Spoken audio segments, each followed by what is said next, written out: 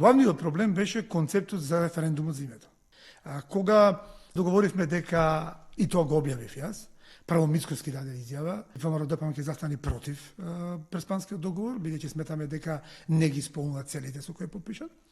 Јас тоа го објавив и пред да се подпише Преспанскиот договор, излегов кај вас на Канал 5, баш со Александар Видиновски правеше интервју. Добро.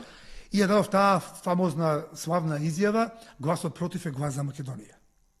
Дека ќе одиме на Значи против. ти бараше бойкот. Не против. Значи против. Да се излезе и да се гласа Ама масовно добро, против. ама- Не бойкот. Тоаш Мицкоски се уште се бореше да зацврсти позицијата како лидер на партијата. Старите структури беа пресилни таму и пратеничката група беше под целосна контрола на Груевски Мијалков.